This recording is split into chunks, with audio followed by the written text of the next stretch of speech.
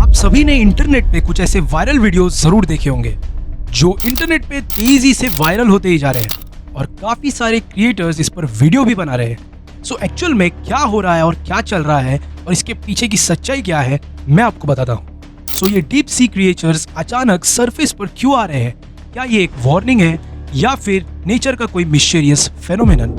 आज हम इस वीडियो में यही जानने वाले हैं और अगर आपको इस घटना की सच्चाई के बारे में जानना है तो इस वीडियो को एंड तक जरूर देखना।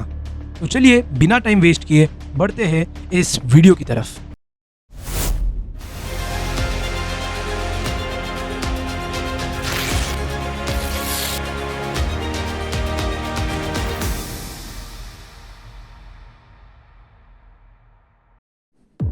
पिछले कुछ सालों में साइंटिस्ट और लोकल फिशरमैन ने रिपोर्ट किया कि एक अजीब डीप सी क्रिएचर ओशन के सरफेस पर दिखाई दिए गए, जैसे कि ओरफिश।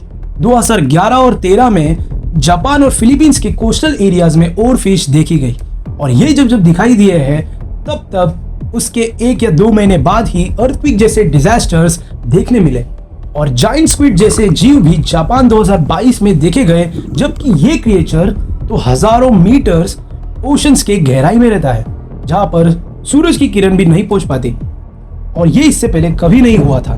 सो इन डीप सी क्रिएचर्स का ऊपर आना और इन सारे घटनाओं के पीछे इन 4 मेजर साइंटिफिक रीजंस हो सकते हैं। सो नंबर 1 है क्लाइमेट चेंज और ग्लोबल वार्मिंग। ग्लोबल वार्मिंग सिर्फ लैंड पर नहीं बल्कि ओशंस में भी इंपैक्ट डाल रहा है। ओशन टेम्परेचर्स बढ़ रहे हैं जो डीप सी क्रिएचर्स की नेचुरल हैबिटेट को डिस्टर्ब कर रहा है। जब टेम्परेचर चेंज होता है ये क्रिएचर्स अपनी जगह छोड़कर नए एरियाज ढूंढने निकल पड़ते हैं, जिसकी वजह से हो सकता है ये क्रिएचर्स आप सरफेस पर आने लग गए हो। नंबर 2 है अंडर वाटर अर्थक्वेक या फिर सुनामी। कई बार डीप सी क्रिएचर्स की सडन अपीयरेंसेस का डायरेक्ट कनेक्शन होता है अर्थक्वेक और सुनामी से, जैसे कि जापान और कैलिफोर्निया में हमें ऐसा ही कुछ केस देखने मिला जिसमें ये डीप सी क्रिएचर्स दिखने के बाद टेक्टोनिक प्लेट्स में होने वाले हलचल की वजह से जापान में एक बहुत बड़ा अर्थक्वेक आया था। मानो जैसे कि ये समुद्री जीव टेक्टोनिक प्लेट्स के हलचल को पहले ही भाप लेते हो। नंबर 3 रीजन हो सकता है ocean pollution and human activities. दोस्तों, जैसे कि हम सभी को पता है कि प्लास्टिक पोल्यूशन और केमिकल वेस्ट की वजह से ओशंस का इकोसिस्टम काफी ज्यादा डिस्टर्ब हो चुका है और ये हम इंसानों की ही गलती है, क्योंकि डीप सी क्रिएचर्स जो पहले सेफ थे अब उनके लिए वहां सरवाइव करना मुश्किल हो रहा है। इमेजिन करिए एक क्रिएचर जो सिर्फ प्योर और डार्क एनवायरनमेंट में जीना जानता है, उसे अगर जब पोल्यूटेड और गंद पानी मिल जाए तो वो सरफेस की तरफ ही आने लगेगा। और अगर हमने इन टन्स ऑफ प्लास्टिक वेस्टेज को और ये सारे गार्बेजेस को अगर कंट्रोल नहीं किया तो पता नहीं आने वाले टाइम में हमें क्या देखने मिल जाए। Number 4 reason deep sea mining. बड़ी कंपनीज डीप सी माइनिंग कर रही है मिनरल्स एक्सट्रैक्ट करने के लिए। इसी वजह से क्रिएचर्स डिस्टर्ब होते हैं और वो अपने नेचुरल हैबिटेट छोड़कर दूसरी जगह चले जाते हैं, जहां पर अंडर वाटर नॉइस पोल्यूशन भी एक मेजर रीजन हो सकता है। जैसे कि हम सभी को पता है कि सारे नेविगेशनल चीजें जो अंडर वाटर में होती है, जैसे कि सबमरीन्स एंड ऑल, और वो नेविगेटली वहां पर पहुंच जाते हैं, रेडिएशंस उन्हें अपना रास्ता भटका रहा है। सो ये सारे चीजें भी हमें कंट्रोल करनी होगी। सो दोस्तों, अगर हमें पता चली गया है कि गलती किसकी है और किस वजह से ये सब हो रहा है तो हम पोल्यूशन और ग्लोबल वार्मिंग से कैसे बचें?